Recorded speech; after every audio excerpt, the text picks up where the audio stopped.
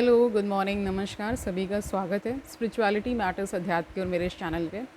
I hope सब अच्छा कर रहे होंगे अपनी लाइफ में, लाइफ को एंजॉय कर रहे होंगे, गीता सत्र का आनंद ले रहे होंगे और इस गीता ज्ञान से बहुत कुछ सीख रहे होंगे। तो हमने 17वां अध्याय शुरू किया था जिसका शीर्षक श्रद्धा के विभाग है। आज अभी तक 3 श्लोक हो चुके थे, ठीक है। आज 4 से लेकर 7 तक करेंगे, ठीक है। शुरू करें आज का सेशन। Let's get started. देखिए 4th श्लोक ना, यजन्ते सात्विका देवान् यक्ष रक्षांसि राजसः प्रेतान् भूतगणान् च अन्ये यजन्ते तामसः जनः। ठीक है, इसका अर्थ देखिए।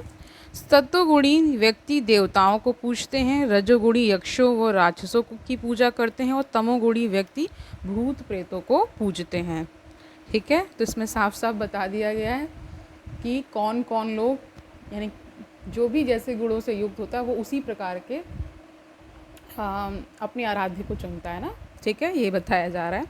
इसका तात्पर्य देखिए, इस श्लोक में भगवान विभिन्न बाह्य कर्मों के अनुसार पूजा करने वालों के प्रकार बता रहे हैं, यानी जो पूजा करते हैं उनके प्रकार बताए जा रहे हैं। शास्त्रों के आदेशानुसार केवल भगवान ही पूजनीय है, लेकिन जो शास्त्रों के आदेशों से अभिज्ञ हैं, अभिज्ञ का अर्थ होता है जो नहीं जानते हैं ना,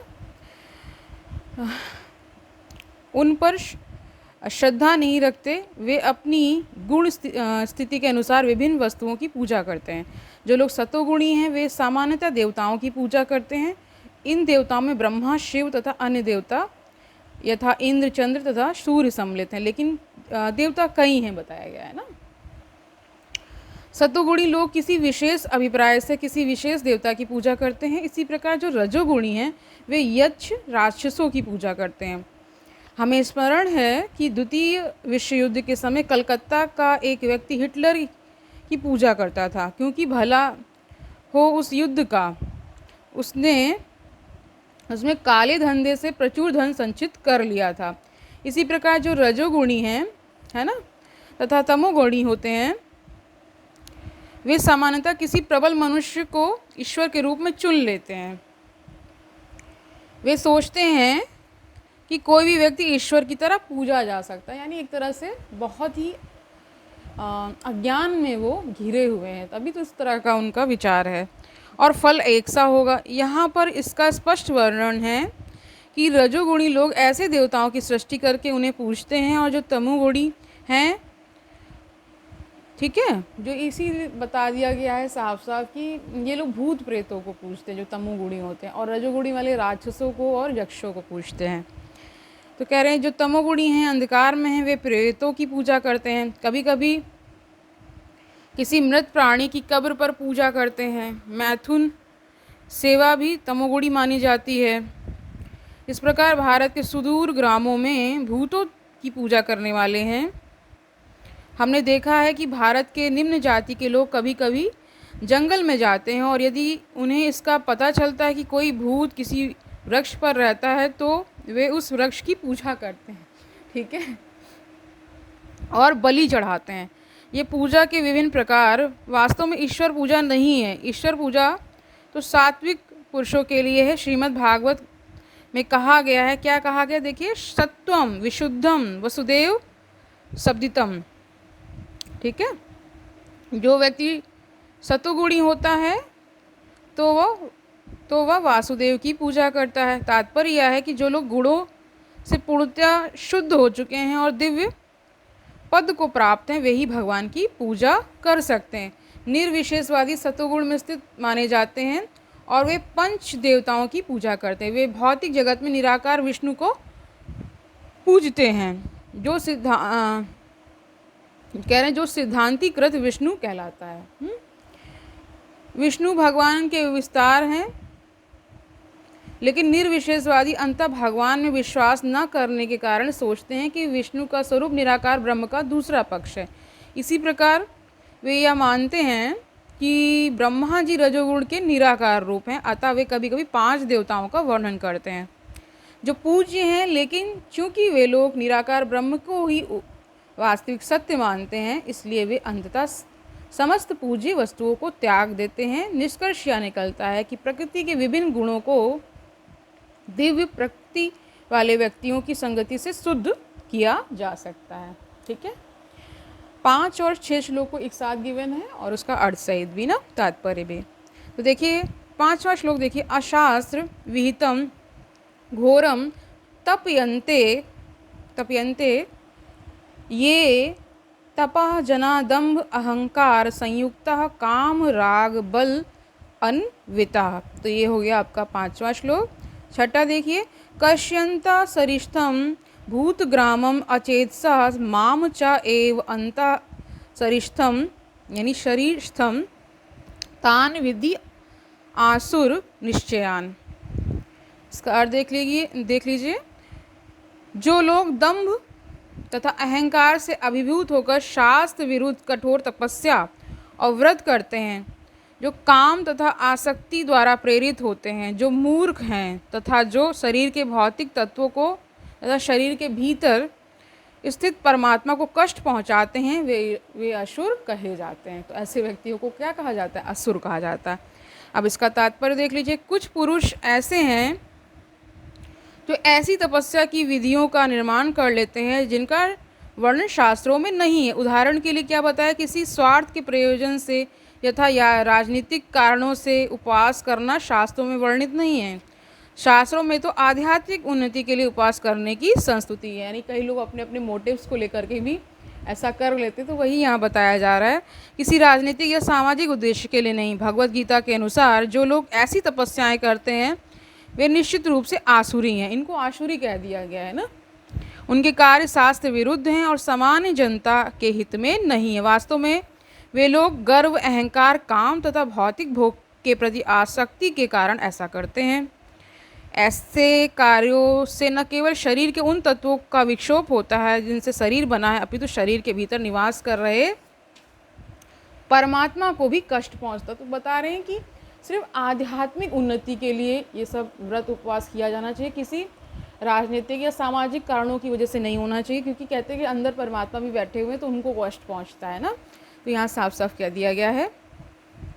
ऐसे अवैध उपवास से या किसी राजनीतिक उद्देश्य से की गई तपस्या आदि से निश्चय ही अन्य लोगों की शांति भंग होती है। उनका उल्लेख वैदिक साहित्य में नहीं है। आसुरी व्यक्ति सोचता है कि इस विधि से वह अपने शत्रु या विपक्षियों को अपनी इच्छा पूरी करने के लिए बाध्य कर सकता। अब ये मुझे जहाँ तक यहाँ समझ में आ रहा है, ये जो बहुत सारे लोग आमरण अनशन करने बैठ जाते हैं, धरने पे बैठ जाते हैं कि कुछ खाएंगे पिएंगे जब तक हमारी मांगें नहीं पूरी होंगी, तो ये उसी के बारे में बताया जा रहा है। उसको जो आध्यात्मिक ग्रंथ है इसकी पुष्टि नहीं करता, कोई शास्त्र विधि भी इसकी पुष्टि नहीं करता कि आप ऐसा करें।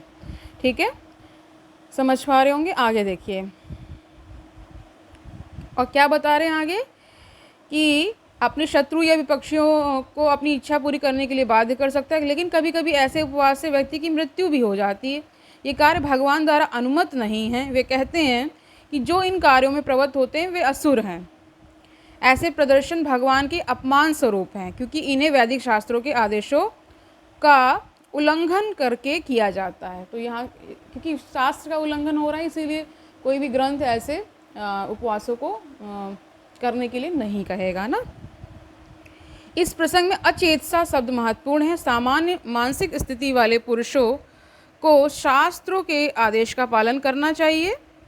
जो ऐसी स्थिति में नहीं है वे शास्त्रों की उपेक्षा तथा अवज्ञा करते हैं और तपस्या की अपनी विधि निर्मित कर लेते हैं।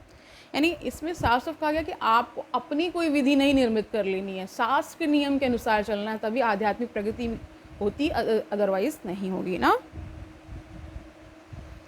मनुष्य को सदैव आश्रय लोगों की चरम परिणति को स्मरण करना चाहिए। जैसे कि पिछले अध्याय में वर्णन किया गया, भगवान ऐसे लोगों को आसुरी व्यक्तियों के यहाँ जन्म लेने के लिए बाध्य करते हैं। फलस्वरूप वे भगवान के साथ अपने संबंध को जाने बिना जन्म जन्मांतर आसुरी जीवन में रहते हैं। किंतु यदि ऐसे व्यक्ति इतने भाग्यशाली हुए कि कोई गुरु उनका मार्गदर्शन करके उन्हें वैदिक ज्ञान के मार्ग पर ले जा सके, तो वे इस भवबंधन से छूटकर अंतोद्गत्वा परम गति को प्राप्त कर होते हैं। यानी कि अगर इसमें भी एक बता दिया कि अगर गुरु मिल जाते, प्रमाणिक गुरु मिल जाते, उनका सानिध्य मिल जाता है और उनके कहे अनुसार जब वो शास्त्र विधि के सारे कार्य करते हैं तो निश्चित ही उनका कल्याण हो जाता है, उनको परम गति मिल जाती है।